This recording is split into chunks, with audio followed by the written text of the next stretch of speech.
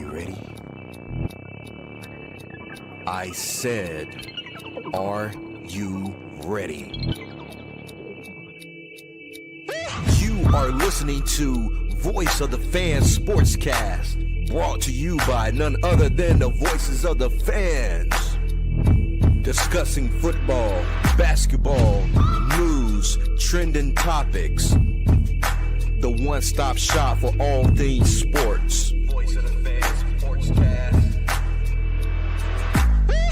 Hosted by none other than Ben Swift Reynolds, Taylor Gatwood, 100% RC,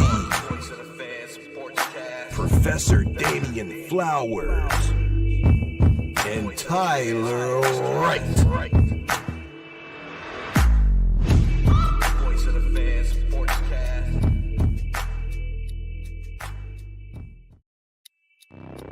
Are you ready? Hey guys, welcome to another episode of Voice of the Fans Sportscast. We are presented by Pod Squad Network. I'm your host, Ben Swift Reynolds. We have 100% RC with us, Professor Flowers, and Mose. Fellas, happy Monday. Hey, man. Happy Monday, y'all. Happy Monday. Happy Monday, man. Start of a new week. Time to start this thing off right. Make this money. You know how it is.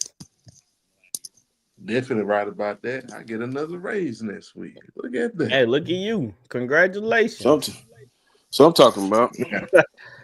Man, I was doing my taxes and I saw how much I made last year. I'm like, man, I don't know how I survived with that. Right. I'm good when I'm at. Dude, tell me about it. When I look back on when I ran Hibbett Sports as a store manager, I look back now, I said, ain't no way. That's the only guy. I was making pennies. I was like, ain't no way. I mean, I was just like, I was just dumbfounded how much I was making back then. I remember when I first took over that store, and I got my first paycheck. Cause they promoted me to store manager. I was assistant manager for a long time. They promoted me, and I got that first paycheck. How much was it? Man, it was only like $100 difference. Wow. Hey, yeah. So I thought something wrong with my paycheck. So I called my brother. I said, yo, when you was a store manager, so how much were you making? And he told me, and I looked there, I said, can't be right. So I called HR, I called the people over the money. I said, yo, I think my check is wrong. They're like, they said, we'll take a look at it. They like, nah, everything look right. I hung up. Man, I said at my desk for like 30 minutes just thinking about life. Like, what the crap, bro? I got more responsibility and barely making more than what I was. That was crazy, man. Hey, can y'all hear me? Am I going in and out? Nah, you perfect, okay, man. All those crisps, clear, ready for your hot takes. Let's get America's ready for your hot takes. That's what I'm talking about, Most. Hydrate. Get yourself hydrated, man. Hey, you in for a bout tonight, huh? Yeah, man. I'm trying to get back to my healthy ways. I lost 5 pounds so far, so that's what's up. Trying to get back down for the summer. Yeah, it's gonna be a hot one as usual. Oh yeah. So guys, if y'all new to the show, go ahead and like and subscribe, share with family and friends. We appreciate the support and love y'all give us every week. It doesn't go unnoticed, and we thank y'all for tuning in with us tonight. So we're gonna go right into it. Let's fast break. Here it comes.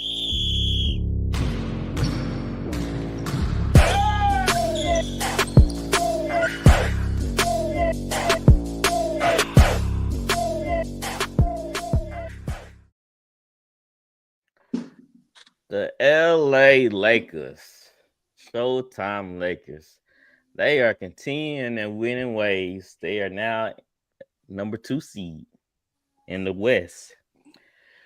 RC, we're going to go to our Laker fan here.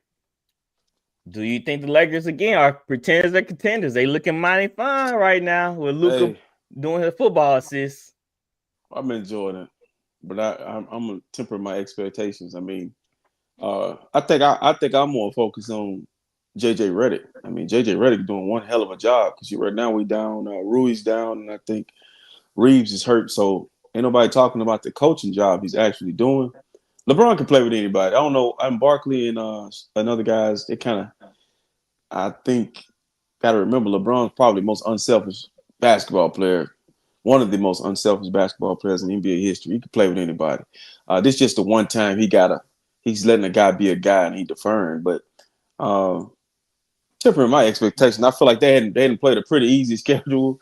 And let's see when they get in the playoffs if they can sustain that, because that means teams will be preparing for them night in and night out. And I don't think they can keep it up because they don't have any depth. At some point, you're going to see what kind of bench they have. So.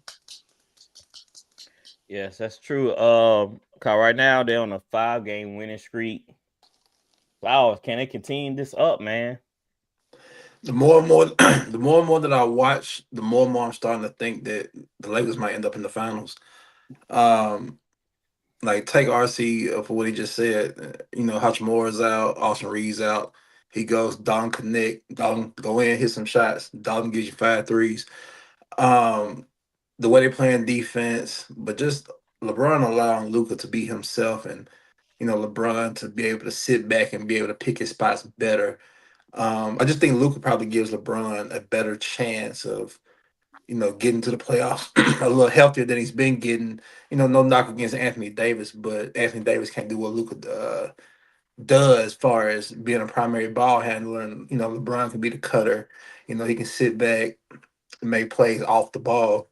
Luka's like he's starting to come into form. He's starting to find his rhythm with the Lakers. But man, I honestly think that the Lakers honestly can make the finals. It just depends where they're seated. I know they're number 2 seed, but you got to realize they're like I think 3, 4, and 5, like a game back behind them. So nothing's set in stone other than the Thunder being 10 plus games ahead of everybody else. So let's just see where they end up. If they can keep it up, look, if they get that 2 seed and avoid the Thunder until the Western Conference Finals, they're going to make the Western Conference Finals. Right. Yeah, I'm just worrying about them running out of gas, like RC mentioned about the bench depth. Can they continue to put up those numbers at a high level, especially in the deep playoff run with the West that have the tougher teams that play pretty good defense? Most, man, you a couple episodes ago, you made an argument about how Dallas won this trade. With the Lakers riding off the wins, do you still feel like the Lakers are poisoning themselves to take the next step this season? Oh, most definitely, man. I think first and foremost starts with the coaching. As Flowers mentioned, Brian could play off the ball, and he's able to cut whenever he wants. And I like the fact that JJ, is letting Luka be the primary ball handler, and it's just all working out, man. Mm-hmm. But I think they're gonna have they're gonna end the season off strong. But playoff, I'm still not sure about the playoff. But as far as this season, man, they're gonna finish out probably top 3 at the most. Yes, Cole. We saw them. Go ahead. I think something interesting tidbit for everybody is to remember: every time LeBron James has won a championship, he's won it with a dominant wing player. I think that Anthony Davis championship in the bubble is he has an asterisk beside it, not because it was in a bubble, it's because he was the only big man he's won playing that style. But Anthony Davis was more on the wing. He was very versatile in that series against the Heat and the Nuggets. But this is more in Bron's wheelhouse. You look at when he won with the Cavaliers and he won with the Heat. He had D Wade. They was going yin, tick for tat. He was running and sprinting up the court like he's doing now, getting a lot of easy buckets and baskets. So he's familiar with this style of play. This is the most efficient way of playing with another wing player. So with that being said, do y'all think Luka signed the extension soon, or will y'all think he's signing soon or later? Most. I don't know. I'm not sure where his head at. I think he just want to play ball for the moment. I'm really not sure. I mean, I don't see why not, unless I mean, if he don't sign the extension, I guess that just lets everybody know he really don't want to be there. But I think Luka will stay. Lakers, Brian will retire, and I think Lakers will give Luka whoever they need and build around him. So, in a way, I don't see him leaving. I don't see the reason of him leaving. Flowers, Luka signed the extension sooner or later. If I'm him, I'm not in a rush to sign it. I think he's going to stay, but I think he still has 2 years left on the deal he's on. So, you ride that out, see what Lakers management does. Does he win a championship between here and there? I think he has a lot of leeway to play with. So I wouldn't rush it. I would just wait and just make sure the Lakers fulfill their obligations. RC, what's your thought? Oh, it's a new era athlete. I don't believe nothing until I see it happen. We lost Dwight Howard this way. I thought Dwight Howard would have been a Laker to finish out his career, but he didn't want to play with Kobe. Understandable. Kobe was grumpy and a lot older at the time, but the Lakers have lost a superstar before. Thought they had him in the bag, and he chose Houston over LA. And so in Luka's case, the ball's in his court. There is no rush to do anything. I think it'll be based on how deep of a playoff run they make. And but see him pulling up in nice cars, and they got a mural with his face on it. They got so they're courting him. But I think the deal, the person that can close the deal is LeBron James. LeBron James, if he can do us this solid, LeBron, and keep this kid in LA, because other than that, the outlier is he might want to play with Joker. You never know. So yeah, I like to point out that if he signs with the Lakers, he will only be eligible for 5 years, $229. So, he might want to chase that money. But when you say only 5 years, $229, god damn, that's a lot of money, man. Like, I mean, that's a lot of money. California taxes, take that half. So yeah, cut that in half. Yeah, because what was the Dallas? It was like 3 something, right? 345. But you know what's crazy though, man? These players are different, and they have more power and more control over their careers. I wouldn't guarantee anything, like nothing. I just believe I've seen this done before. They like to play with their friends and whatever makes them happy. I see your team will be last every single time. How desirable is LA? Not for Luka. Kind of Luka's different. We thinking of like a American-born player, but for Luka, he seemed pretty content in Dallas. Yep.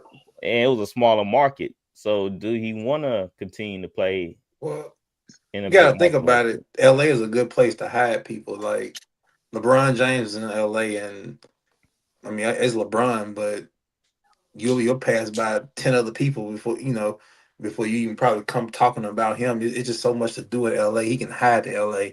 He can be out in open in LA probably, and it won't be as bad as it, pertaining to, when he was in Dallas. I think it's a difference. It's gonna be something to keep eye on. Like I said, I'll be shocked if he doesn't sign with LA, because I think they don't do the trade. Well, of course he didn't know, but I feel like they don't do the trade if they want for sure, at least 85% sure they sign him back or keep him there for a long term. What other teams do we have in mind? Denver's for sure. I know him and Joker are really good friends. Yeah, they're really good friends. I hate that. I think that would kind of ruin the NBA. No. Yeah, Luka and Jokic on the same team. That's just what about Giannis and Luka? Well, I mean, you could have Kyrie come to LA with them 3 and still, I think, to me personally, nothing can ruin the NBA. NBA is like the National Football League and Major League. They'll figure it out. They'll find their way. But as far as him coming, he has control of his career. I mean, he has the Lakers by the balls. I mean, because LeBron's on his way out, and you gotta have someone that can stay there and and carry that franchise. But he might not want to carry that franchise. That's a lot of That's what I'm saying. Yeah. Like I said, he was crying. Maybe because he cried because he lost all that money, but he seemed pretty happy in Dallas. So that's tell sign. All right. So Embiid is out for the season, knee. how did that really happen? Y'all know, because I just seen the news break. Was it did it happen in the game, he or closed did his he just eyes then?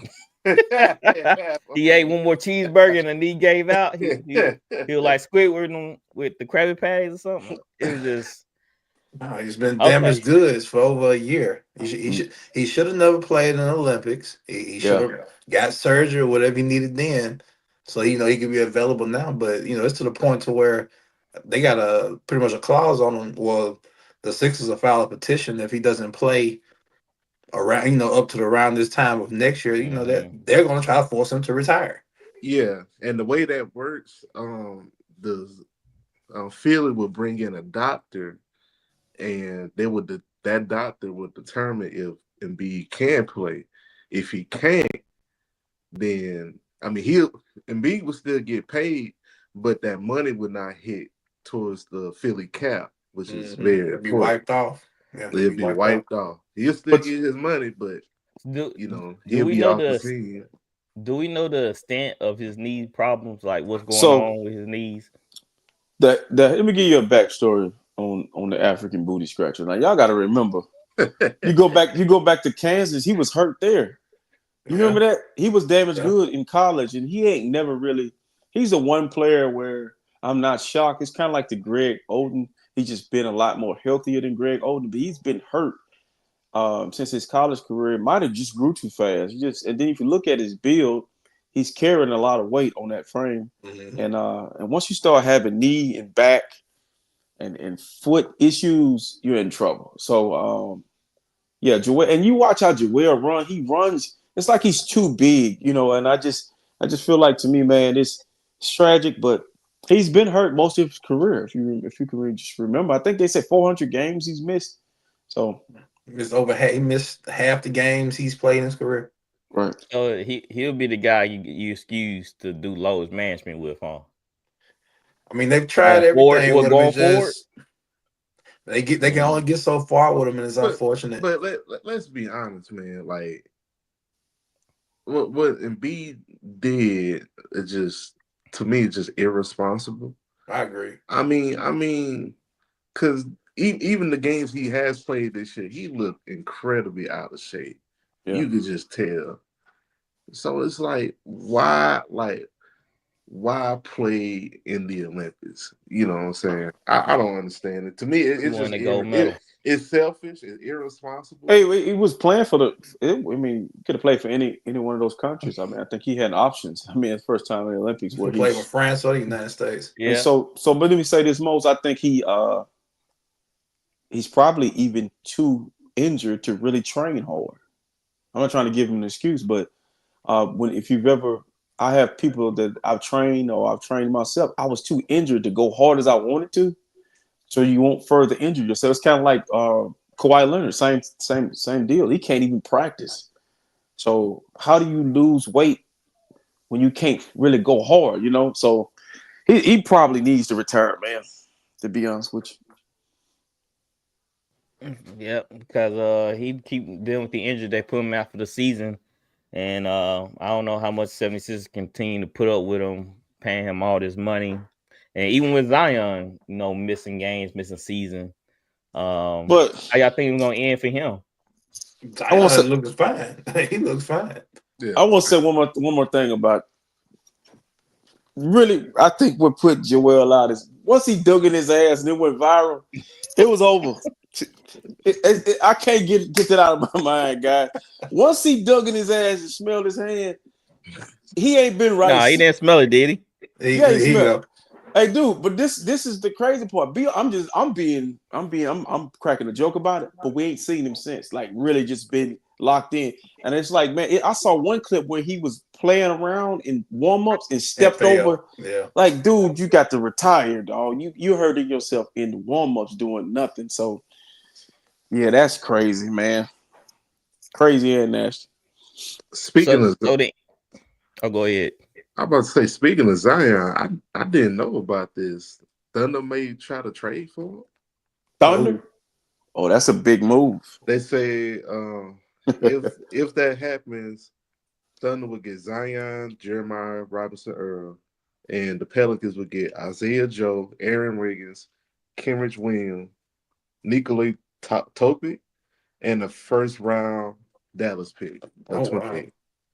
If that that'll be out this offseason, right? Yeah, I don't know. It'd be this offseason. Yeah, it'd be an offseason, but hey, shit. I think he's in the same boat as Joel. I think the issue with Zion is two things. It's either he's injury prone or the Pelicans are just bad at managing superstars. Both. Yeah. Because this is like the fifth superstar they've had who've had similar issues, injuries, off the court stuff, not really wanting to be there. So maybe New Orleans is just not a basketball, place for a star. Well, that's the same with the Saints. It could be the staff, the training staff. Yeah, I don't think New Orleans has the best. Yeah, because Saints don't dealt with injuries for I don't know how long, man. You see what happened to us this year in the past season. So I think it's a little bit of both of nutrition and training. But we saying all this. I'm gonna say this and we can be done. How in the hell did Shaq survive all those years? Okay. Well, what Ocho said, building up calluses. Ocho said eating hamburgers and because they didn't put that much thought into a flower, they just went out and hoop. They just went out and hoop. How did Kareem play 20 years? I'm telling you, man. Bro, how did any of them play with freaking shoes that had no cushion? Yeah, don't y'all think it's weird that Brian seemed like he's the only person that just he put that money. He put that money out. Yeah, still found you. He's still you from the players. You don't spend that much on medicine, but we all know that's a damn lie. Well, yeah, you have to get the top medicine. So you notice when LeBron walks off the court early, he's going to get treatment. Yeah, he's hurt right now, and so but he gets on it early. LeBron has a very he loves ice cream and cookies. I know I kind of pick on him about the Balco and steroids, but it's just what he's doing is he's using what's available to him. Versus his sleep patterns too. Yeah, these young guys, man, they're in their youth. We all been there. You've been in your youth. You feel like you're invincible. But him, he's like, okay, I gotta get any kind of competitive advantage I can get. LeBron's probably eating grasshopper legs. I don't know shit. Something work. Yeah, can I imagine when we was in high school? I know my nutrition was bad. He said grasshopper legs. My nutrition was bad when I was in high school training. Man, I eat a couple of pieces, drink a Coke, and then go run 2 or 3 miles. No problem. A box. Like, before I played, I would eat a box of Star Crunch. You remember Star Crunch? Oh yeah, I love them things. Eat about 4 or 5 of them and then go hoop. That shit is bad as apples. Man, when I was playing basketball and when I was in shape, my pregame meal was steak, potatoes, a small salad, them honey barbecue chips, and a honey bus. And I ate that every day. That moment he went from man. I was 215. He had a struggle meal mixed with a meal from Dr. Phil house. He mixed them up together. I never tried to outdo anything before a game. Never. That was what's so weird about me, my pregame meal was way lighter than my meal I eat before I go train. I don't know why it was just like that. I guess because I've been with nerves before games, so I didn't really eat like that. Me too. But it was just different.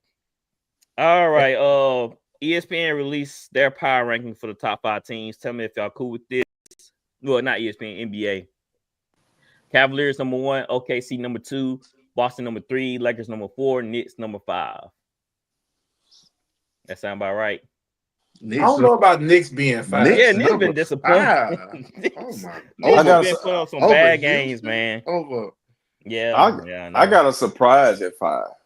Well, who's that? I like the Pistons. I know they record-wise they ain't basketball, but they playing some good ball. Bickerstaff is a damn good coach, man. Damn good coach. Cade Cunningham. You want to talk about some boys that compete? They get after it down in the truth. They slick one of my favorite teams to watch. Mm-hmm. Yes, indeed. All right, let's shift gears real quick. We are brought to you by Swift Energy. Use our code VOF13 to get 25% off. Ben, it ain't still a little down. Man, it's our creator code, man. Yeah. Got creator code. You get a discount. If you look at the bottom of the can, you get a pack of Blue Chews with it as well. Look at the bottom. hey, a lot of people complain about that, RC. A lot of people wouldn't complain about that. You know, now you see all they want to give black men or men in general, they want to give you a code to gamble and some Blue Chews. Some Blue Chews. Like, damn, I'm like, damn. You need some Blue Chews, an energy drink, and a good parlay. Man, You be set, huh? Your day be made, huh? Hey, That's it. Popping Blue Chews like aspirin. It's crazy. I'm like, man, it's crazy out here. I just take a sip of water, man. I'll be fine. Yeah. You just stay hydrated, huh? That's it. Just stay hydrated, man. Hey, I guess I don't know what y'all been seeing that. I've been seeing that everywhere. It's like this, man. They said American boner for American men. That's crazy, man. Like, dog, what's going on? Get some watermelon or something, y'all. Stop taking them damn Blue Chews. Yeah, like. I don't know, man. Hey, that's what's in. Now, if y'all want to sponsor us now, right? Hey, you know that most that. Most won't be posting them BBLs on his face. Hey, that's the guy to go. But hey, let me tell y'all something real quick. Most got my ass this morning. I'm in that account this morning. And my phone come up, you forget them iPhones don't work for you, they work for themselves. And I cut the phone on, and that video of the girl dancing most. Oh man. I'm like, this man. Hey, I had one of the post. I had one to say, I'm gonna get some of y'all fellas in trouble today. Man, I'm like, what in the world? Open your phone. I'm so glad I don't check my Facebook like that. This dude here, he be the listen. We gonna be in trouble. Man, most got all the videos live. He got all the videos. I'm like, hey, how much memory you have on your phone? Hey, and he gonna tag me in flowers, so it's gonna make sure it get to me. I'm like, I looked at it first, and I was like, okay, back to work. You got to scratch it, huh? I'm like, Lord, man, open your phone with discretion. That's crazy. Go back to flip phones or something. Right. All right. So the Jets have opened the phone lines. They said, hey, we taking calls on Davante Adams. Most, if you're an NFL team, who? No. There we go. What team would you be? What team you think should come calling to the Jets for Davante Adams? Dude, Lord Jesus. Ooh. I mean, the fight for spoiled milk and trash. I mean, I don't know. Patriots, I guess. I mean, one bad team to another. He ain't going to no contender. RC, he fight me on this, but I think it'll be the right spot if y'all call for Davante Adams. No. Yes. If what's the point of that? Possession, huh? What's the point of that? The 49ers? Well, I think Davante Adams might be wearing out his welcome. His next stop is his last stop for sure. I mean, you wanted to go to Oakland, was comfortable there. Things don't go the way you wanted to go. Of course, I agree with him. They rebuilding all the time, and he wants to win. He goes to New York with his friend. That doesn't work out. So now this next spot has to be it's probably going to be the last stop. If it is San Francisco, it makes sense because, what they're trying to do with Brock Purdy, they're trying to put true receivers around him. Listen, Deebo Samuel, I say give Deebo a lot of flack, but I love Deebo, but it's not a true receiver. When you're playing quarterback, you want guys that can get off the line of scrimmage, and create separation. So maybe yes, but if not, you can see him going to another contender. He could be used in a lot of places. I want to say something weird because I got two teams in mind, either the Bengals or the Ravens. The Bengals they can't afford it. Well, they just. I think they can. Man, what is Davante asking? I mean, he get paid a pretty penny. It's not cheap. So his contract. It wouldn't be the numbers with that because after leaving the Raiders, somebody's still paying money. I think they have a receiver issue problem in Cincinnati already. Well, with T. Higgins. if I'm the Ravens, At the Ravens, it makes sense. I would give them a 6th round pick. Anything higher than that, I wouldn't. Well, you gonna hear that phone? 6th round for Davante Adams. Shit. I would say another team, the Rams, since they coming off of Cooper. They love those type of receivers. I wouldn't be like surprised. I wouldn't be surprised. Like they had the Eagles thrashed them in the playoffs with it twice this season. I'm pretty sure they're gonna re-up on some targets. You know what? A team that made perfect sense versus what they just got. I think Davante with the Commanders make better sense than Deebo. Yeah, because Deebo lines up. He's not gonna line up always as a receiver. He's gonna line up everywhere, and also you won't have to worry about all the trickery trying to get him open. But Davante there would have been scary. Just made better sense. That probably been a missing piece because he can beat man and he can play in his own coverage, which the Commanders struggled with last year was man to man. So they could zone all day. They struggle with man to man, and that's what Davante Adams brings. He's a man to man beater. My question is, if you're any team, what would be his role to the team? Like, what would you be bringing him for? Day one starter? Get open. Yeah, hell yeah. Oh yeah. Oh yes. You must forgot what he did when him and Aaron Rodgers actually connecting later on in the season. I think he went for like 150, 2 touchdowns against the Jags. Like you need him in Denver. He would be the facto number. He would be the number one. Cortland Sutton can learn from him. Like what Davante has is you ain't walking up and pressing him and jamming him off the line of scrimmage. He still got some of the best feet in national football. I think we kind of forgetting how he looks because of how much movement. But that dude's still a problem. So whoever team that get him, I think the contender gonna come calling. I don't see nobody rebuilding. It's gonna have to be a contender. Mm-hmm. It's gonna have to be a contender that may be 1 or 2 pieces away from making that jump. Who you have in mind, Flowers? I got quite a few teams in mind if they're wise. We can start on the East Coast. Buffalo. I'm looking at Baltimore, Pittsburgh. If I go down south, New Orleans, they need another guy. Yeah. What about KC? He ain't going there. No, he already let it be known. Rice coming back.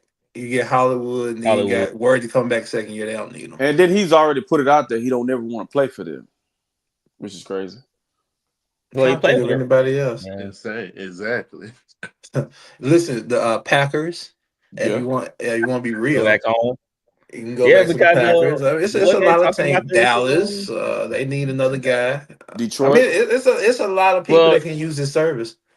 Jerry Jones being selective aggressive. I doubt he of course. Davante Adams, but back to Green Bay. Yeah, Panthers, Bryce Young definitely a true number 1. But Green Bay, they were talking about the group of receivers they have there. There's a whole bunch of number 2s and a couple special players, trick ponies type players. So if he do go back to Green Bay, I mean, they can't stay healthy. That's what I'm saying. You're right. Watson can't stay healthy. And then like you got a bunch of other guys that are good, but they're not clearly ones. Yeah, Dobbs was in the doghouse. He was out hurt. Like I was saying, so do you need a de facto number 1 now? I don't think so. Not to win a championship. I think you need. I don't know. It helps. I think it helps, but I think you just need someone that can just. Yeah, you need a number 1 because, bro, you got to have someone that can get open, that you can just throw the ball up to him. You thinking out 9 times out of 10 they're gonna come down with it. Yeah. If the Eagles don't have AJ Brown, they're not winning Super Bowl. So my question is, okay, yeah, you need that one guy, but think about this for a second. When you look at Patrick Mahomes and the Super Bowl he's won, and even Tom Brady, they have that one guy, but they have guys. They have a multitude of guys, and I really feel like, to me, that's why the Niners got off Deebo. I think you don't need 2 of them. You don't need to be paying 2 guys that amount of money. You pay 1 guy. So I think what Green Bay is doing and others are doing, I like it. I mean, I have 1 guy you pay, which they don't have a guy that you're paying a lot of money to, and then you got those other guys that play their roles and be effective. You know what? If I'm the Cowboys, why not? Right. Why not? Paying Dak all that money, you need to make Dak look good. I mean, I'm just being CD honest. Lamb and Adams. But That'll be tough. Yeah. The question is why not? But we know he's not. Yeah, we know he penny pinching. Yeah, right. He trying to keep every penny in his pocket. Well, the longer he sit on his hands, I'm gonna go somewhere with it. But the longer he sit on his hands, the more problem it's going to be because that division is getting better fast. And there's rumors that Aaron Rodgers want to stay in New York. So Giants. Yeah, so keep playing around with that if you want to. Man, if Aaron Rodgers goes to the Giants, Luka will be right behind him. Davante. Neighbors and Davante. Ooh, snap. Oh, shit. Yeah. That'll be a nice 1-2 connection for sure. It just, man, it's gonna be interesting what teams can call him for Adams because he could be like I said, a key piece to a lot of these teams. I wouldn't be surprised my team try to pick him up. I mean, shit, we try to get Deebo, honestly, but I wouldn't be mad at that. What about the Chargers? Like that, give Justin Herbert, Davante to go along with Lad McConkey and stuff like that. You might have something right there. Yeah, that's a good one. I like that. The Chargers. It seems like the AFC is missing that true number one with the teams that when you run off the Bills, Steelers, Ravens. Seems like a lot of AFC teams that went to the playoffs. They didn't really have a true number one, and kind of hurt them. Kyle, what Buffalo missing that target that Josh Allen needed to throw to versus the Chiefs. They just didn't have it. The two tight ends Buffalo did have, they didn't really put up a performance. Knox, I think he had a couple of catches. Well, you're on to something because the last team to eliminate Patrick Mahomes was loaded with guys that could take the top off of defense, and that was the Bengals. So yeah, that's why I threw out that idea of Hill going to Buffalo because that takes pressure off Allen and that core. He ain't going nowhere. Breaking news. What's that? Kyrie has been helped to the locker room with a knee injury. Oh, God. Dang on. What's all these knee injuries? Hit his 2 free throws. It's over for Dallas. To the locker room. If it's bad, it's over for Dallas. They're gonna crucify Nico. Do y'all feel like this generation of play is it? I'm just saying, like, we have an advance of medicine, technology. I'm telling you. And it just seems like a lot of players in this generation just be hurt. Because you know why, most they spend their off season and they get these trainers. You need to rest, bro. I remember back in the day where those guys, we didn't see them training. We can see these guys training, these guys playing on these circuits. There's so much basketball, even for AAU, for the high school kid. They playing basketball all year round now. It's getting to the point where there's no time for them to really rest. And then also too, the advance. Even though you have the advancement in medicine and you have evolution that's taking hold, you still got to remember how the human body works. Like they don't listen. A lot of these guys don't listen to their body. Like LeBron didn't play in the All-Star game because he listened to his body. Like, he prioritized, sitting out. It's a crazy thought that those guys play 82 games, but it can happen if you take care of yourself and you kind of cut the BS and all the shit that they trying to, You ever seen some of the training regimens and they jumping over chairs to make a layup? Yeah, all them jump-ins and Well, I mean, you got a ladder drill. You're dribbling the basketball. I'm guilty of doing this with a kid. You're going in and out of a ladder. Do you get the ball and dribble and lay it up? When are you ever gonna have a ladder on the court while you're dribbling? Even though footwork, I guess. Even though I can get you back on the court faster with modern medicine, but you're gonna go home just as fast as you got healthy because you're not resting it and recovering.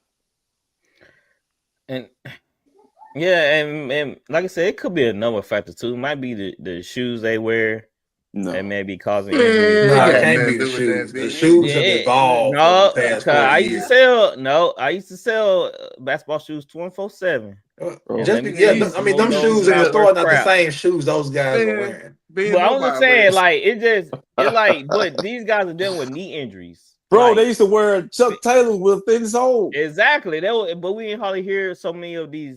That's why shoes do play a lot in especially in leg injuries They're and stuff playing like too much that. basketball. Ben, That's what I'm saying. It could be a them numerous Latrell things. Sprewell shoes, man. You should be arrested. But that's what. But also, but when I played, I knew certain shoes that I couldn't play in. Like I couldn't wear Nikes. Nikes, they always gave me blisters and splitting on the bottom of my feet, so I knew what kind of shoes that I needed to wear. But footwear is definitely important in sports. A lot of people take that for granted. Young boys ain't got no callus on their feet, man. That's why they get hurt. That's what Ocho said. Ocho said, we overthink the process. Yep. Too much. Not having enough body. Like I know people kill or want to kill to have 3-4% body fat. That's stupid. But you probably need about 6 or 7 if you want to be real. I don't think you need some cushion on you, man. It's not unhealthy, but it's not good for the body per se, because you can tear muscles easier. And then also, man, we wouldn't made your genetics. Look at your family trait. Look at everybody's not made to look like a Greek god. I mean, just not. And then Greek gods, what did they do when you saw those pictures of those people? Or if you think about, how the slave looked, if that's an accurate picture of how they looked, or Africans looked, or strong anybody, they were outside working a lot. The way these guys train, like Zion, I think people pick on Zion, calling him fat. He's not fat, man. Like there's moments he's been fat, but I think everybody's body don't supposed to look a certain way. To me now, he looks a little bit more athletic, but I mean, Larry Johnson is Larry Johnson. Charles Barkley is Charles Barkley. You just can't. Your belly can't be over your stomach playing basketball. Other than that, I'm not concerned. I have a question. Mm-hmm. Okay, and I'm not saying Nate it is. I just think we have to ask this question: are 82 games too much? No. It's too much. It's too much for this generation of kids. It wasn't for John Stockton. I mean, look. Listen to me. Hold on. Let me specify what I'm saying. I don't think it is, but just looking at today's generation, the rate that they get hurt and everything else they're doing, it seems like 82 games doesn't fit their criteria. It's not, but they're supposed to be more athletic. Remember they said, Plumbers playing back then. I know. They supposed to be more athletic. They the next evolution of the greatest thing. I thought this too, but I can't tell. I cannot tell. I think I can make the theory that these guys, they've been playing basketball pretty much all their lives for the majority.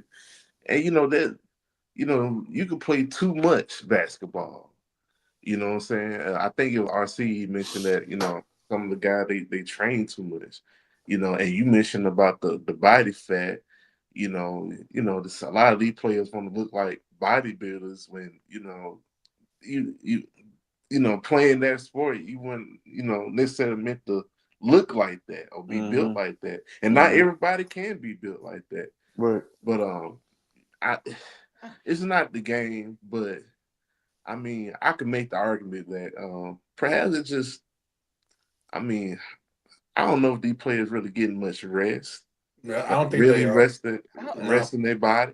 I agree. They do it 24/7. I don't think but wait, we saw in the 80s, they party all the time. It could be style of play. It could be style of play. That's You're what I'm shooting way thinking, more. too. You're shooting way more jump shots than you ever shot. Way more running. Compact, coming down the ground. Right. And so the 80s, 90s, and early 2000s, you played through the post. So that was a slower game. You ran an offense. You can kind of like, but now it's a jump shot, a 3 or 2, a long 2, which puts you in transition. Running, you're always moving. And then and then another thing too is, like we said, between high school, AAU, and college, they playing so much basketball that they don't have, like the National Football League, they have a rest period. Like downtime is right now. Them guys, when do they actually rest? Because you got to think about some of these guys that's getting hurt, not named Kyrie. They're getting hurt because they played in the Olympics and they're going right into their NBA season. So I can't explain why Paul George and Kyrie getting hurt, but Kawhi was going to even try to play knowing he's hurt. I don't think they even train too hard, because there's so many things you can do as recovery days, recovery rest. That's so many things that they can take, supplements and exercises you can do. It don't have to be hard exercises. It can be stretching, slight lateral movements. It's different recovery days that help you recover from the long NBA season. So that's why it's too many training methods now that help the body overcome the tension and the stress. So it just, I don't know. It's a man-made game, but God don't need no help with no recovery of the body. Like, you think about all the stuff they putting in their body now, all the things that they're doing. Yeah. So I mean, that wasn't going on years ago, and you're doing all these different things now. I think, one of the things that wowed me. You remember when T.O. played in the Super Bowl with that fractured foot, broken leg. It was just a balled out. Yeah, it was a will to want to play. Like, a lot of these guys going on injury reserve for injuries other guys were playing through.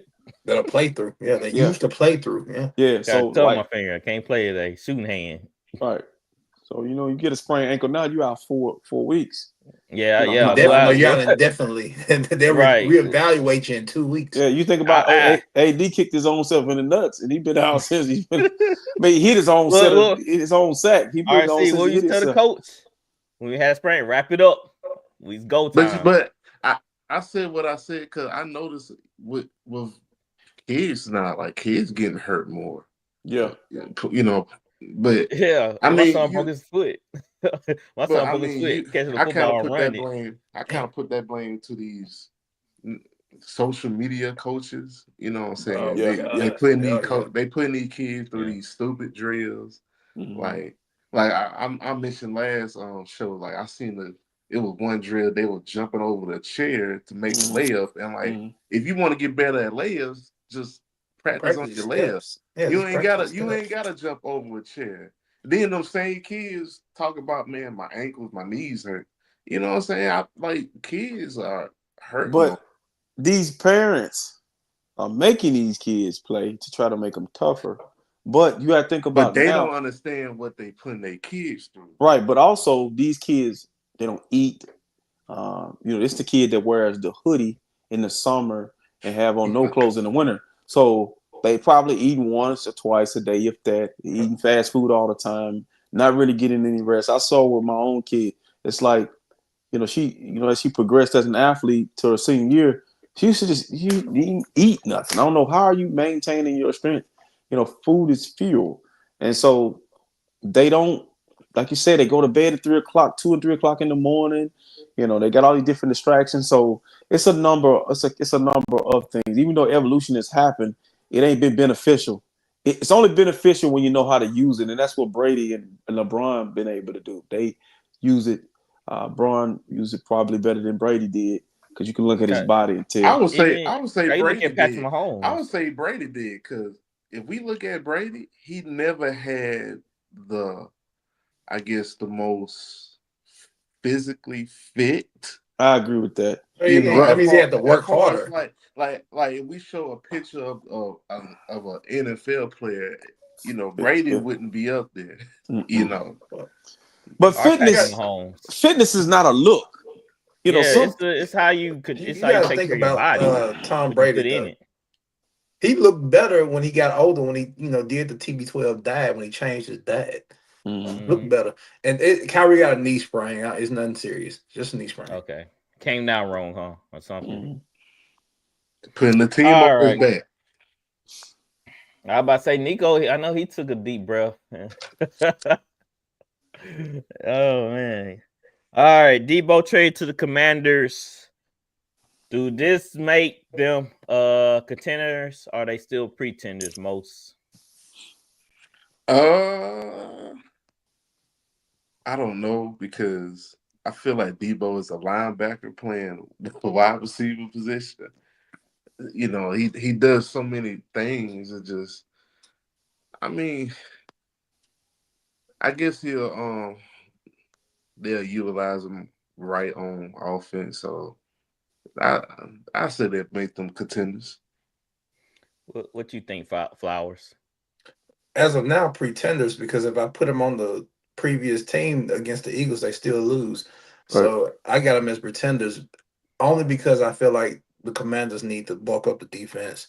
Mm-hmm. Deebo will give Jaden another option. I think Deebo may have caught one season 1,000 yards, maybe. I might be wrong on that, but I just think it might be one. But Kingsbury and them should be able to utilize Deebo the way that San He'll be a Francisco great number did. 2 option. I mean, they got a few. They got the Dobby Brown. They got a few guys. Well, I think that's why they brought him offense. in, to be a number 2 in that offense. And with Cliff, I think it'll suit them well.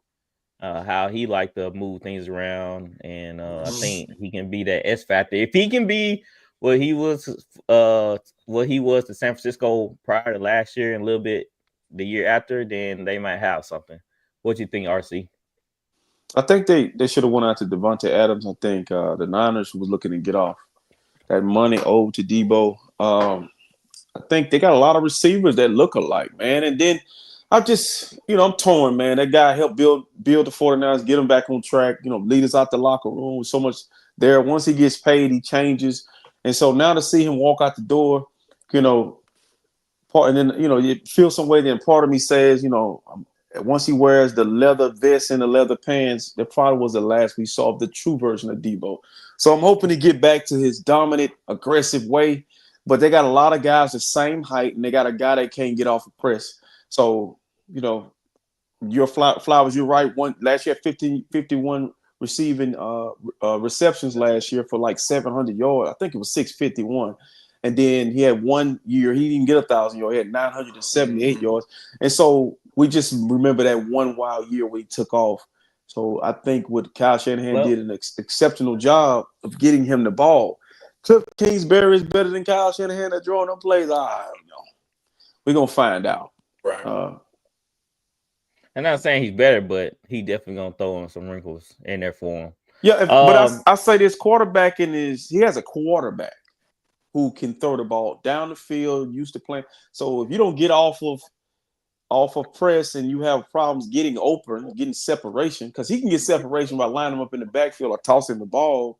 But if you're talking about beating press cover, it's going to be tough. Jaden going to go to the other guy. So, Deebo Samuel, he went over 1,000 yards in receiving. He had 1,405 in 2021, but in all-purpose yards, he did it twice for 1,000, over 1,000. Okay. So all-purpose. So yes, receiving plus rushing. And so that 21 got him paid. Yeah. Yes, so, the one he went 14. Yes. But this is what I want y'all to understand when it pertains, and y'all answer this question for me. So if I told you it's two guys I want you to always be mindful of and look at their receiving cores and skill players and look at their numbers, that I think is the system more than it is the players. Kyle Shanahan and Sean McVay. If you look at Puka Nacua, he's okay guy, but if you stick Puka Nacua and swap him with AJ Brown, I don't know if it's the same. I don't know if the Eagles win the Super Bowl, because systems like they force feed Puka Nacua the ball. They get him open. They do a lot of different things. The Eagles are not built like that. If you look at same with Deebo Samuels, or if you lose, Jawan Jennings or Brandon Ayuk, these guys look good in that system. They're good players, but they're not CeeDee Lamb. They're not AJ Brown. They're not DK Metcalf. I feel like I can put Jamar Chase anywhere, and he's gonna give me the same production, depending on who's the quarterback. But if you stuck Deebo Samuels in Buffalo, or you swapped him with AJ Brown, I just don't think they still have the same production. Teams are not afraid of Deebo as a receiver. So play callers. More of a rusher. Yeah, more of a rusher. But like I said, I think it does help the Commanders in scoring points wise. They can, like I said, throw in some new wrinkles. But that's not. I don't feel like Deebo is what they really needed. They needed a true receiver. They should have got Ayuk was a better. They should have traded for Ayuk last year versus Deebo this year. They need a true receiver, not a gadget player, because they might draft one. They got Eckler, so we got to think about that too. I mean, they got Eckler, and they had another receiver. They line up everywhere too. You say Eckler? That's what That's what I thought about when they got Deebo. I thought him and Eckler can do the same damn things. Yep, and you know what? when you put Deebo, what hurt Deebo this past year was Isaac Garando, McCaffrey, little time he played, Jordan Mason, they took carries from him. Then Parasol and Jennings took off. So where do he fit? See what I'm saying? So you got to have a guy that can, if you're not a true receiver, where do I play you? Well, if he wasn't getting paid $26 million a year, I don't think San Francisco would have had the problem of keeping him. Right. True that. And really, what only cost Commanders how much? 20-something mil for 2 years, something like that. So I mean, they only got him for 2 years. We'll see. They only gave him a fifth round, so it was a win-win either way for them. Go ahead. Did you hear the 49ers tried to get Jonathan Allen in that trade? But it fell through. A good try, 49ers. Hey, nothing wrong with trying. They were trying to come out for him. I'm gonna say this too, man. I really don't.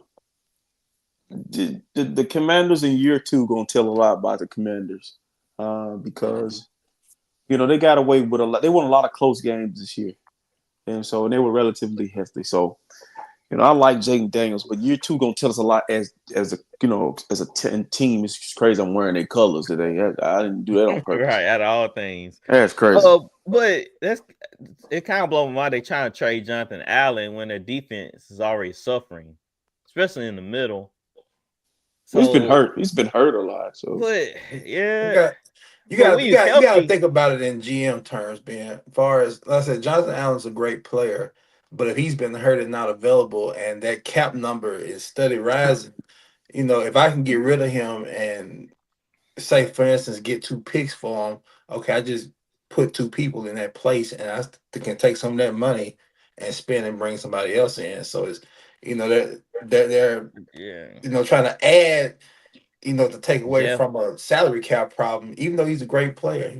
If you bring 3 players in to replace one, you kind of have to take that win. Well, we're gonna see in the draft because they're gonna have to win on defense in order to compete in that division.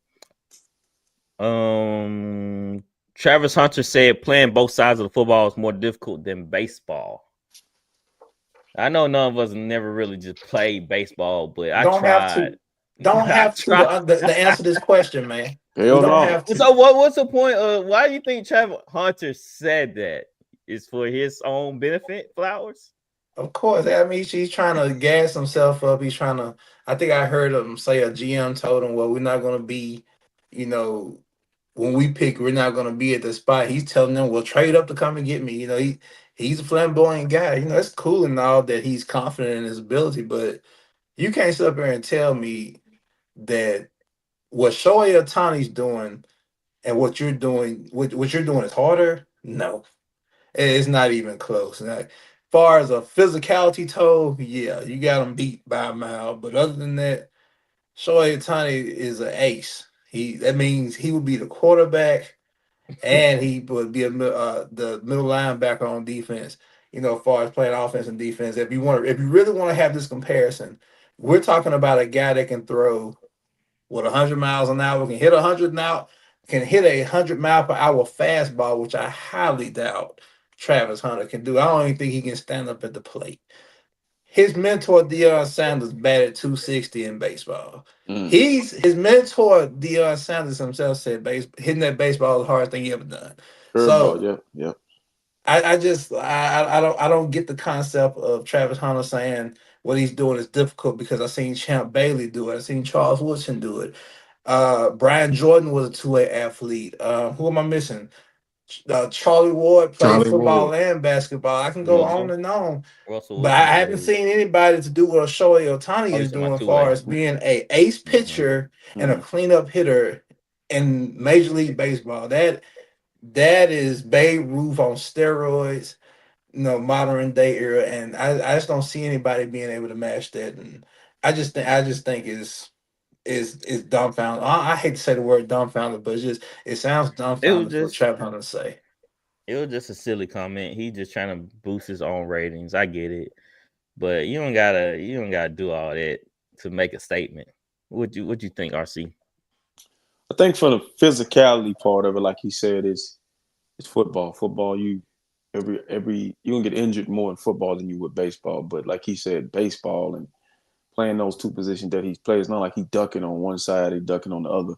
I think with Travis Hunter though, he's so stubborn, young, green. It's kind of like it's like his relationship. So you can't tell him shit, and so therefore he gonna learn everything the hard way.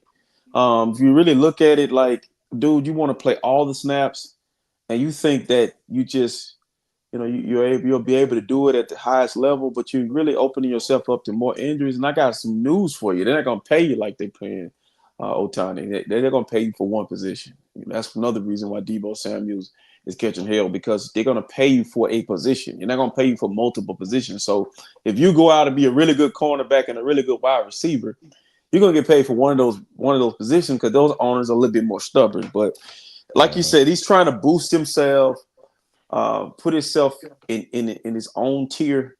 When like you said, we've seen it done, but it just opened up more opportunities for him to get hurt. So I think baseball is harder as far as the mental aspect of it. It's a thinking man's game and being able to compete night in and night out. But yeah, it's just him hyping himself. And like I said, and then he's like, his weight to play both sides in the NFL.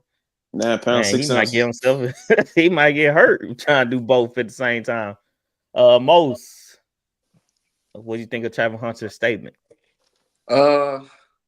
Overconfidence can sometimes be your worst enemy.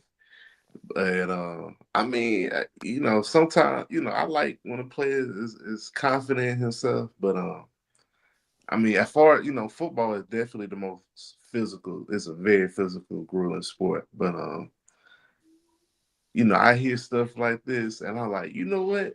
How about you go out there and face somebody like Randy Johnson of the yesteryear and see if you can hit a fastball off of that. Don't go face Shohei. He can throw that same heat as Randy. And then go hit a home run. Yeah, that's crazy, man. Exactly. Otani is a two-way player. This man could pitch and can hit. That is a rarity in the sport. Mm-hmm. Yeah. What was that show that's come on FX? It was like sports science. They'll break down how fast, different sports were. And I forgot how many seconds you have before you make the decision if you're gonna swing or not. It was crazy, man. The eye mechanics on sitting behind fastball. Sitting behind the plate and watching a major league pitcher do his deal, it was eye-opening for me. We criticize, we see analysts criticize baseball players, and this dude can't hit, he strikes out all the time. But that ball, it's like, you can hear it sop. And so I remember my brother-in-law it was 2020, he was going to the Giants. And he I don't know if I should be sharing the story, but he said, man, I got something I got to tell you. I was like, what's going on? Of course, I'm happy he's at the Giants. I get to go to the Niners games. Niners right there together. And I'm a Giants fan. And he was like, man, it's probably going to be the best year I've had hitting the baseball, because I got a batting coach, and I struggle at the play because I'd be afraid. I'm scared. Like, what? You've been in the league 8 or 9 years and you have a fear of hitting?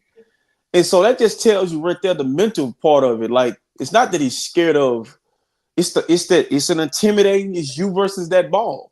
Mm-hmm. And so, man, that's the thing, man. It's I think it's a very underappreciated skill that, that's why people with the shit with Barry Bonds, man, put some respect on his name, because he only got one pitch a game. One good pitch, if he got that, and what he did with that. So yeah. I don't brag on Gatwood for a few minutes. I remember the first time watching him pitch in practice. We went out to a baseball field, a couple of our friends, and our other friend, he was a catcher in college. Man, that first time I ever seen Gatwood pitch, dude throw him at least by 89, 90. And the way that ball hit the mitt, I said, yeah, there's no way I could ever play a sport. I was like, man, I feel like Gatwood, man, he's big. Gatwood like 6'5". 240. So he throwing that thing. I was just like, man, that's the difference. And he played college ball. I feel like Gatwood had enough tools to even try to probably make it to the major leagues. That's how I think how good Gatwood was. And you don't have to swing like you swatting flies. You just got to get enough of that. I learned that. It's kind of like, you just have to get the barrel of the bat on the ball. Throw the bat out there. Look, everything you saying about Gatwood is 120% correct, but that's the scary thing. Gatwood could throw 90, 91, 92, but look at he'll tell you this.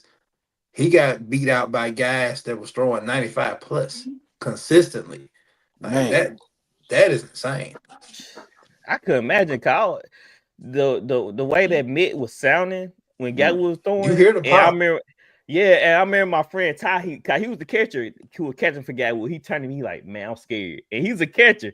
I like, geez, I'm glad I'm not behind them pitches Gatwood throwing. Cause he throwing some heat in. It sounded like a gun going off. Roger Clemens and Mariano Rivera. Man, that cutter. Don't forget my boy. Don't forget about Crazy Man that played for the freaking Red Sox. What was his name? Manny. The pitcher. Yeah, the pitcher. Manny Ramirez. Oh, you talking about Pedro crazy ass. Pedro. Kurt Schilling is crazy too. Pedro was trying to hit you, man. Like you hit one of my guys. Pedro Martinez when I was younger. Loved it. You remember he threw down that was it a third baseman coach who charged him ground by the head? Mm-hmm. He hit one of my guys. You hit one of my guys, I hit one of your guys. Like that dude was crazy, man. Them Yankees, that's robbery right there. That was good baseball. It was. All right, I got a little question for everybody on this panel. NFL Combine's over now. Flowers, who would you like your team to go after? All right, what do you think what position needs? We need a tight end, man. Look, we need a young, productive tight end. I like the guy from Penn State. I like Michigan's. I like Loveland. I think we need a tight end. If not tight end in the first round, corner or just a linebacker or something like that on defense. Bolster up the defense. Yeah, because y'all still have Mo Alley Cox. Yeah, Mo is nothing against Mo Alley Cox. We need something more productive there. I said nothing against Mo Alley Cox, but I mean I can't tell you the last time we had a tight end that caught 60, 70 balls. Well, yeah, Dallas Clark. RC, who you like the 49ers go after since the Combine's over? Behind my head, you see that winged helmet? Listen, bro, I want to say this the most.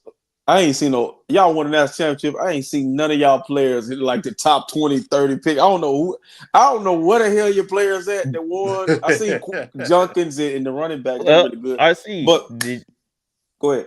I'm about to say you didn't see Will Howard throw. Throwing ducks out there.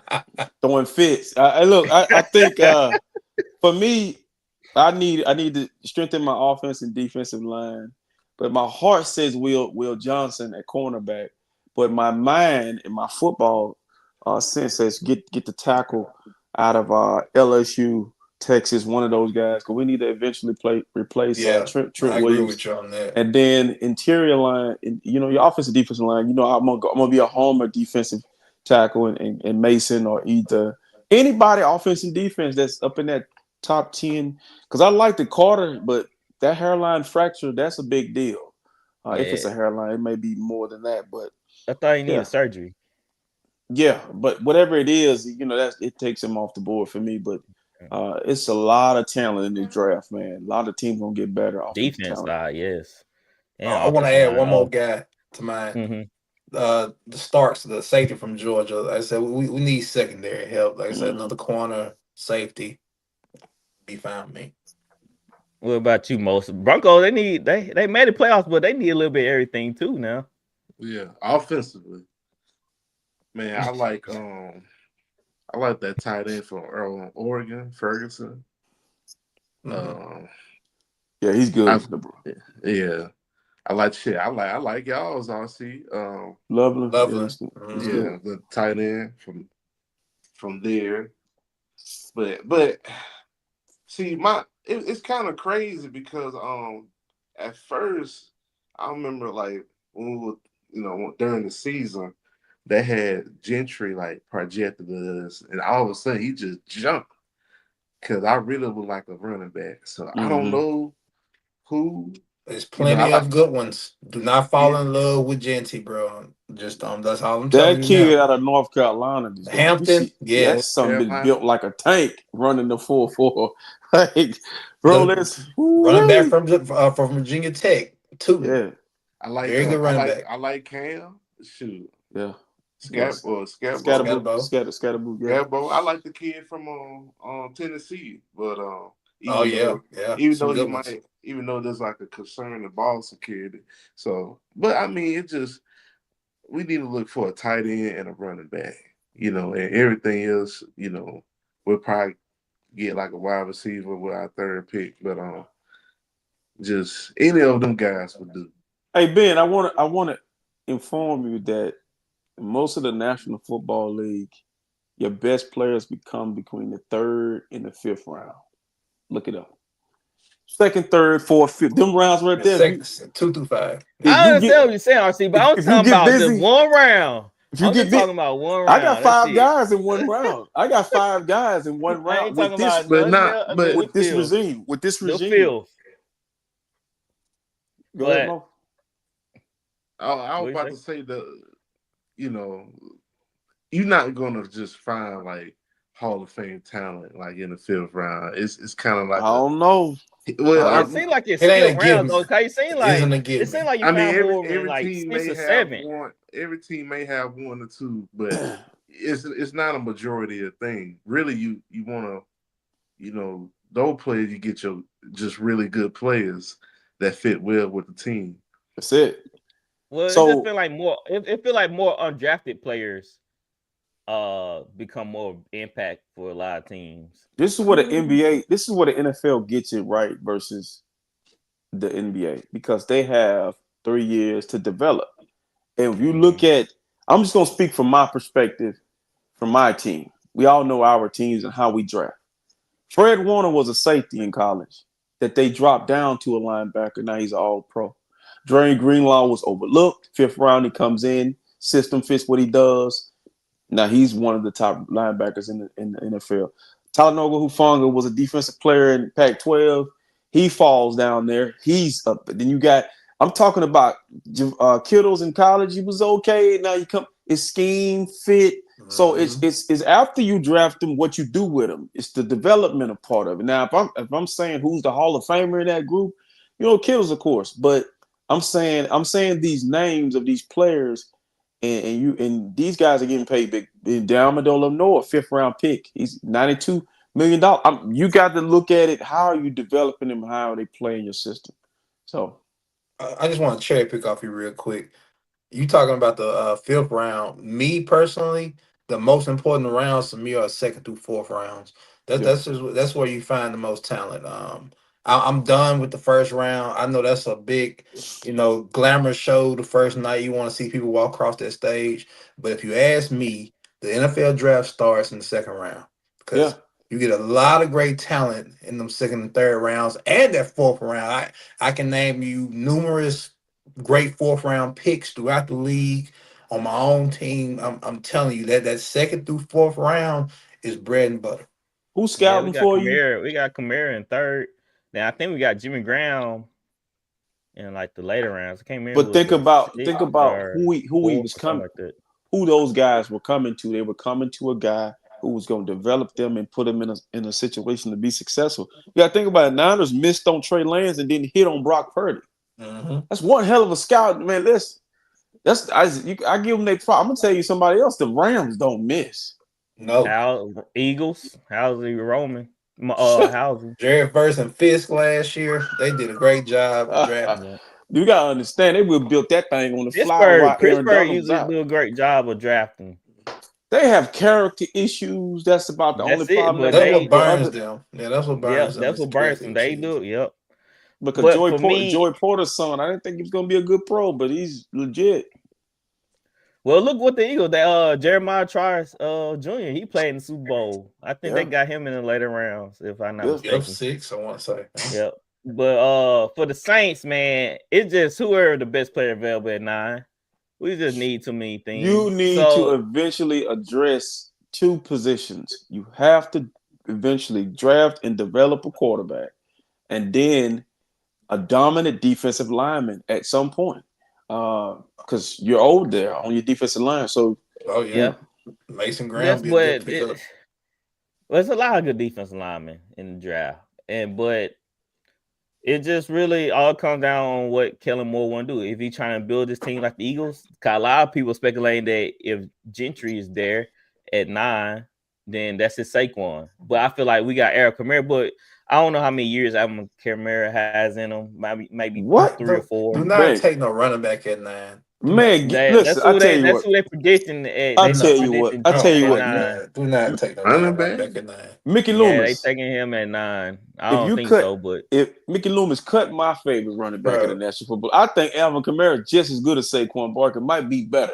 Y'all can get a running back in the 4th round. There's like 10 or 12 different backs in this draft that y'all can go after, man. I'm glad we're talking about Gentry right now because, like I said, a lot of people value him as a generational talent. Hell no. So do y'all think he's a generational talent? That's why they think you can't pass on him because a lot of people. What makes him a generational talent? I don't know. I guess because what he did at Boise State with Nevada. This what made him Nevada. He played Idaho State. He played against Fresno State. He played against BYU, not BYU, New Mexico. I mean, my thing is this. Up until this year, we wasn't talking about dude. No. The kid that really that hurt himself was Ali. What's his name? Ali. You're talking about from Oklahoma State. Yeah, he hurt himself coming back this year. Should have came out last year. You can get running back galore. You can get running backs whenever. It's too many good running backs for y'all to take that kid at 9 when you need. You can if the Arizona wideouts there, you can take him. It's so many ways that y'all can go at 9. Jackson Dart. We need corner. That's crazy. Yeah, Jackson Dart. Like I watched a couple of Ole Miss games. I do love the way his throw motion, his deep ball. I just wondering is that's too high in the first round? Like, is he more like closer to the second? Because now they talking about he's jumping ahead of Shador. They saying Shador's falling. Josh Dart is jumping the boards right now. If I'm Shador, I want to fall. If Shador fall to 9, I want the Saints to run up there and take him right then and there. He going to the right. He don't have to play. He don't have to play this year. Shador not getting past 6, man. Going to the Raiders now. He's not you going think that's smoke? So that's smoke. Smoke. Smoke. Don't be surprised if he go top 3. I'm telling like somebody live.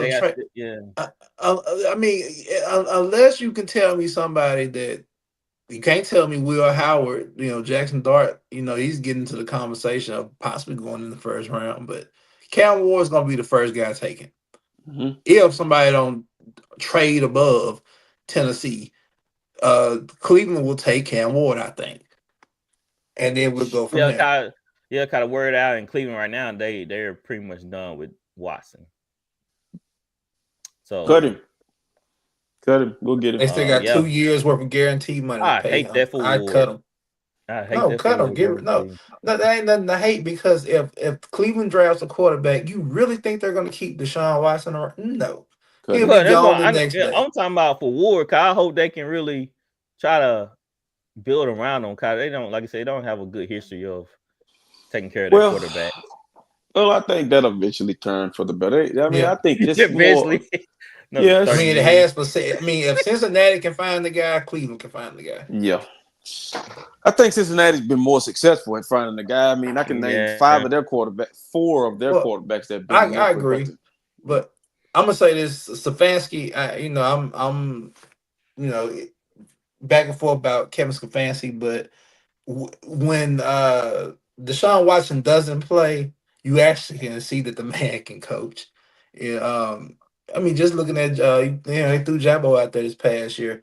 He throws up gargantuous numbers. Other than when he's not throwing the ball to the other team, But if you get Cam Ward, they got some weapons. Jerry Jeudy and company, man. Those guys showed you they got some weapons up there. So I'm curious to see what the Browns do. Hopefully they can just figure it out and make things for the better. Yes, indeed. It's gonna be interesting coming up. Cause the draft is in April. It's At the end next of the month. month. Yeah, next month. So we're gonna do the draft show again. First round. Yeah, We can do the first round. yeah, first round. Yeah, we already do It's the up first to round. you, We'll do the other round. You got Yeah, free agency Gatwood's back. coming up too.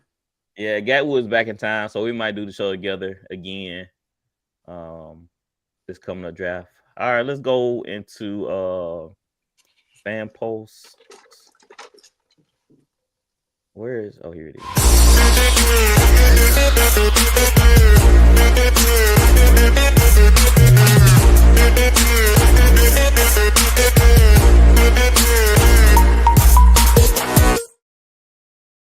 All right, the question is from T Morgan 22 from Instagram. Should the Suns trade Kevin Durant or Devin Booker? I started off. First. I started off. Trade Kevin Durant. Why? I wouldn't trade Devin Booker. Like if you want a cornerstone of your franchise, you keep Devin Booker. If you're gonna keep Budenholzer, get rid of Durant so Budenholzer can have less, so his message could be more. I just think Budenholzer has his hands full. You know, he got that Spurs mentality. You know, so he believes in sharing and everybody needs to contribute, and it's not working out that way with the Suns. So obviously the league knows that the Suns not winning with Durant. They're getting worse and worse. It's already came out that hey, if we don't improve, we're gonna trade Durant. They're not improving. Trade them. Try to get back something because you gave up so much to get them. So you know, best thing you can do is to trade them. But of course, if Bradley Beal doesn't have a no trade clause, his ass would have been gone. So unfortunately, you got to cut ties with Durant if you really want this team to prosper in the future. You got to blow it up in a sense. Anybody else want to take a stab at this? Man, I think to me personally, I'm over the Suns. A poorly ran organization. There's always something going on there. They really messed up their future by trying to win with the Big Three format. I mean, you think about that team that made the finals, all that young talent that they got off of to just bring in three guys that don't fit together. Booker, to me, is aggravated. You can tell he's like a young, grumpy old man. Kevin Durant, is it me or do anybody else feel like he fits nowhere but at the crib? And then Bradley Beal is just in the freaking way. Like it's the most. He's John Wall-ish. They're gonna send his ass home one day and just say, "You stay there until we figure out what we're gonna do with you." But poor Budenholzer. You know the bad part about what he got going on is having the last name named Budenholzer. But to me, man, that's a mess over there, bro. That's a mess, and I think Kevin Durant will get traded again. But where do we fit? Where do we fit? RC, we can't do that, man, because you can put Durant anywhere. He's a plug and play guy. But it's gonna be the same result. Is my point. No matter where you stick that guy, nothing seems to outside of Brooklyn. At the end of it, it just seems like to me nothing. He fits nowhere now at this point of his career because it just seems like I give you one place right now. If Oklahoma City doesn't go to the NBA Finals, trade a piece or two and two of them first round picks, send them to Phoenix, bring them back home. I'm kind of tired of him getting traded. I just wish he could just be somewhere for a little while, retire. Look, I don't disagree with you, but that was blown out the window after the Golden State thing, man. Like when KD went to Golden State, in my mind, he became a mercenary. Yeah, I think too, man. Just looking at Devin Booker, I think he would be the one that I would trade because he's the most valuable piece. I would just to me, he would get more back for Devin Booker right now than you would for Kevin Durant. I agree. I just don't think they're gonna trade him unless he goes in office and say, "I don't want to be here anymore." I don't think the Suns are gonna move Devin Booker unless Devin Booker makes noise to do it. If Luka doesn't re-sign with the Lakers are a team that always looking to make some big move, and then Dallas will be a good spot to send him. We can re-link up with Kyrie and AD. I got a team. Denver. Yeah. Oh my God! Michael Perfect Porter Jr. coming back over there. Yeah, that'll be a great trade. That'll be a great trade because you can get younger. Braun and Porter. Yeah. Yeah, that makes sense. But if we be honest, man, they should have kept CP3 and Ayton and try to build. They should have built around that. Yep. Getting Bill was just a major mistake. Yeah, Mikal Bridges and Cam Johnson and all them guys. Yeah, absolutely. But I mean, if it was up to me, I'll trade KD. I think he has some sort of value, in the market, and I would send him to Denver, get some of their pieces. I mean, because I mean, at this point, you're not really contending.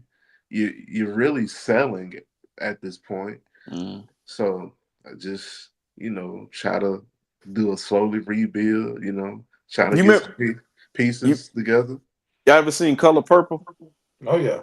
And my girl put her fingers up like this. Until you do right by me, everything around you gonna crumble. That's Monty Williams. Shout out to Monty Williams. The way they did Monty Williams and all those guys, you moved off of them too quick. To try, I don't know when I think the last time the Big Three format worked was LeBron James and the Heatles. So other than that, it hasn't worked. So well, the Warriors. Warriors had a Big Three. Clay, the Splash Brothers. But he was developed. He was already there though. He was developed. Yeah, Who was the third? Oh well, you're talking about with KD. Yeah, it was a homegrown Big Three and just add Big Two and then adding the third guy. But as far as superstars coming to one team, I think Braun them last one like that. Yeah, you're right, man. All right, KD going to OKC is like John Cena making a heel move. I don't see that happening. Well, it did happen for John Cena. It did happen. To hear Durant talk about why he left, I think I could see him possibly. If OKC traded for him, I could see him going back. He loved the city. He loved the city. All right, guys. We are brought to you by Bet Us. We got your game. How he's going on right now. It's March. You know what that means. March Madness coming up soon. I won again tonight. Let's get it. They have NBA going on, college baseball, a little bit something, everything. So win your money with Bet Us. We got your game. And of course, like and subscribe.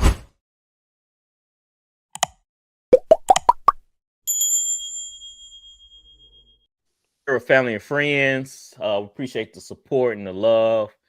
We continue to get after it with the hot topics, so send them in if y'all have questions, just like we did earlier today with fan posts.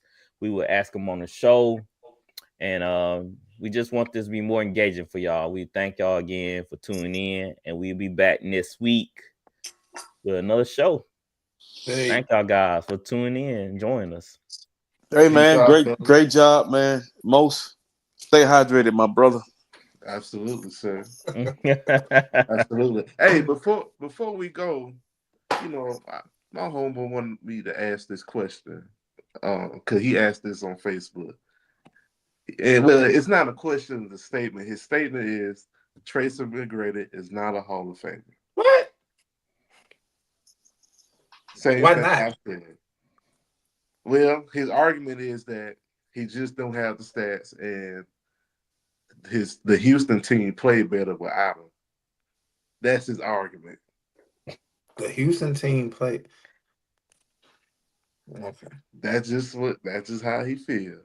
No, so if McGrady, and this is just me, if McGrady and Yao would have been healthy, they beat the Lakers.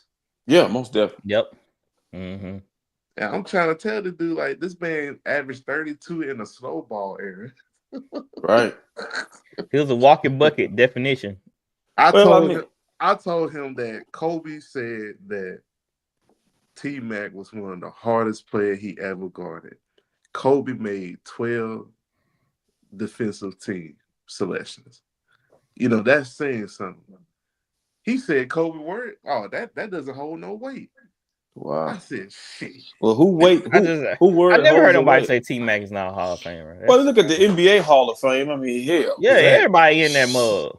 Shit, we in there. That's what I'm saying. Like, I mean, I mean, they let people in there from Serbia. Listen, bro, listen. It's some people in the NBA Hall of Fame. You be like, I didn't even know they could be considered for the Hall of Fame. We got some guys in there multiple times as players. Yeah, they got Europeans. That ain't the only over thing there he in the Hall of said. Fame. But that ain't the only thing he said. He said Steph Curry the greatest point guard ever. But I ain't gonna even go into that. Yeah.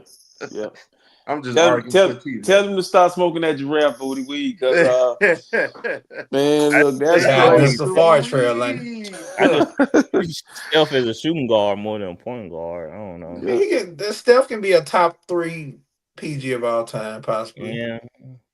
But you know, when we argue positions pertaining to NBA players versus NFL players, we arguing black excellence.